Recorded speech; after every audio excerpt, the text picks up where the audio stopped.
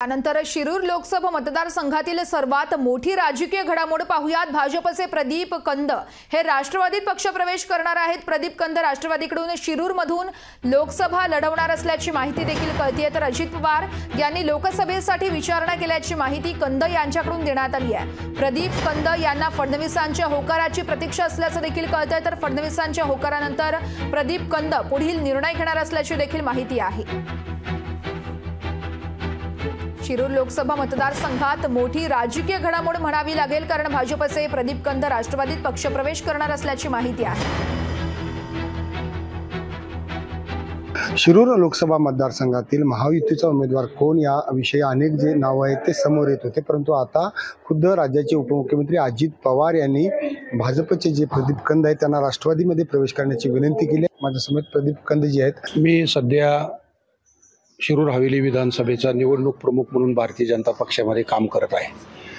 शेवटी आमचे नेते सन्माननीय राज्याचे उपमुख्यमंत्री देवेंद्रजी फडणवीस साहेब जो सल्ला आमच्यासारख्या कार्यकर्त्याला देतील, जो मार्गदर्शन देतील, त्या पद्धतीने आम्ही निर्णय घेऊ असं माझ्यासारख्या कार्यकर्त्याला वाटतं। दादा, तुमच्या समोर आव्हान जे असणार आहे ते अभिनेते अमोल कोल्हे यांचं असणार आहे। तुम्ही असं नाही म्हणलं बघा की तुमच्या समोर आव्हान जे असणार आहे ते खासदार अमोल कोल्हेंचा असणार आहे।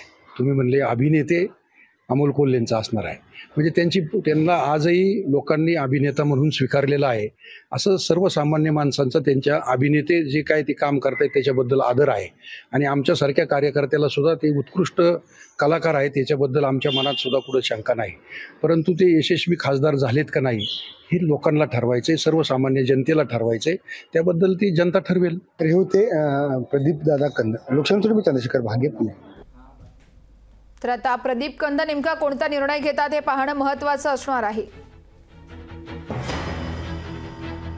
प्रदीप कंद राष्ट्रवादीकडून शिरूरमध्ये लोकसभा लढवणार असल्याची माहिती देखील कळते। अजित पवार यांनी लोकसभेसाठी विचारणा केल्याची माहिती कंद यांच्याकडून देण्यात आली आहे। तर प्रदीप कंद यांना फडणवीसांच्या होकाराची प्रतीक्षा असल्याचं देखील पाहायला मिळतंय। फडणवीसांच्या होकारानंतर प्रदीप कंद पुढील निर्णय घेणार असल्याची माहिती आहे। शिरूर लोकसभा मतदारसंघातील मोठी राजकीय घडामोड म्हणावी लागेल, कारण भाजपचे प्रदीप कंद हे राष्ट्रवादीत पक्षप्रवेश करणार आहेत। प्रदीप कंद राष्ट्रवादीकडून शिरूरमध्ये लोकसभा लढवणार असल्याची देखील माहिती कळते। अजित पवार यांनी लोकसभेसाठी विचारणा केल्याची कंद यांच्याकडून माहिती देण्यात आली आहे। प्रदीप कंद यांना फडणवीसांच्या होकाराची प्रतीक्षा असल्याची देखील माहिती कळते। तर फडणवीसांच्या होकारानंतर प्रदीप कंद पुढील निर्णय घेणार आहेत।